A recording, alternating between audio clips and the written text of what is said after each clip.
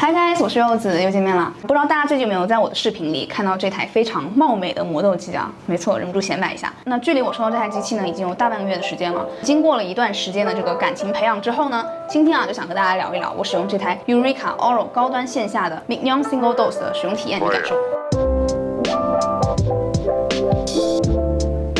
Eureka 这个品牌呢，应该不需要我做过多的介绍啊。那作为一个意大利老牌，他家的磨豆机呢，在业内一直有非常好的口碑。比如之前在精品咖啡馆常见到的黑鹰 Mises One 就是出自 Eureka 之手。那近些年呢 ，Eureka 开始往家用磨豆机的市场出手啊。那为此推出的 Mignon 系列也是大受欢迎。那我手上这台 Single Dose 它也是属于 Mignon 系列中的一员，只不过它的定位稍有不同啊。它是一款专门针对家用场景中提高单次研磨效率的产品，可以对标之前全网大火甚至断货的 Niche Zero。Single dose 指的是每一次只研磨称量好的单次计量的咖啡豆。那比如说我平时做 double espresso， 我就会习惯每次称18到20克的豆子来进行研磨。那定位成单次研磨就意味着这台机器呢，它需要具备首先第一点，它的残粉率要很低，就可以日常做到无脑进18克，无脑可以出18克的这种程度。这样对于日常喜欢频繁换豆子的朋友们来说呢，就可以节约很多换豆子的浪费成本。第二点，调节研磨呢需要很方便，这样日常的操作呢会更加的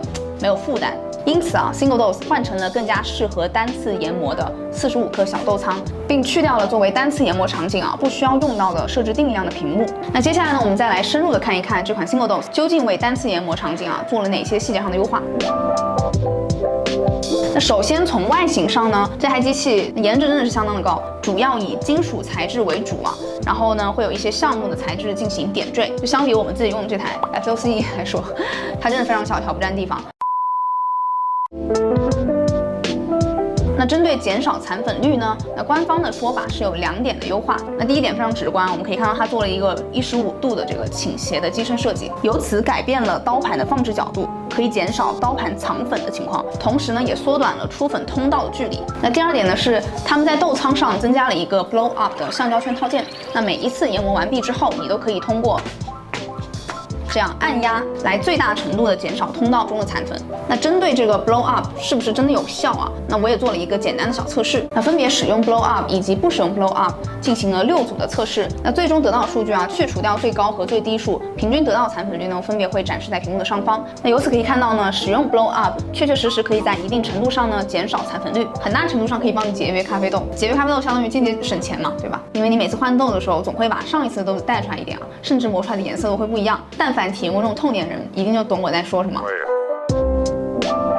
那在提升研磨效率方面呢，他们使用了65毫米的钻石频道刀盘，以及1650的高转速。那接下来我们简单来计个时磨20克的咖啡豆会花多长时间？分别按照意式研磨度和手冲研磨度来进行测试。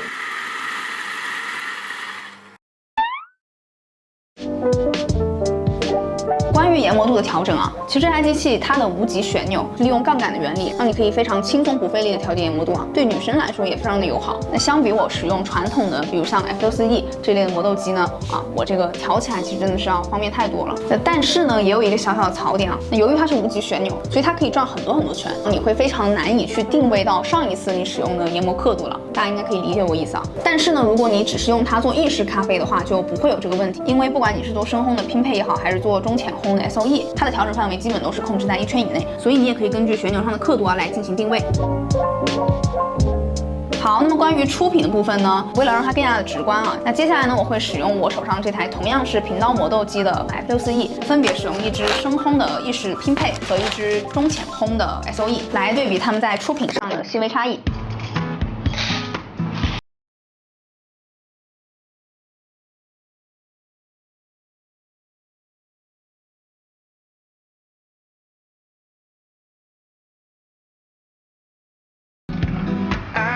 好，那么现在刚刚做完2杯浓缩用的都是这个 Casanova 的深烘拼配豆，那参数基本上是一致的那我们来对比一下它们喝起来的差别。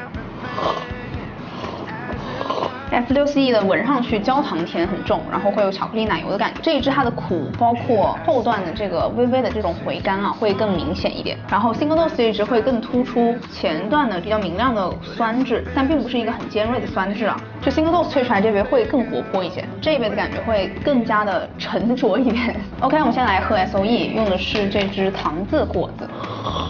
挺均衡的，还蛮明显这种热带水果发酵的酸但是比较温和。Single-Dose 的酸质会亮一些，都挺不错的啊。只是 F64E 呢，相对来说会更加的均衡一些，它做出来的咖啡就是很稳妥、很传统、很经典的这种表现。Single-Dose 它会更加表现出这种风味上的一些细节，更加的有个性一些。如果用它去做 SOE， 我觉得会是一个蛮不错的选择。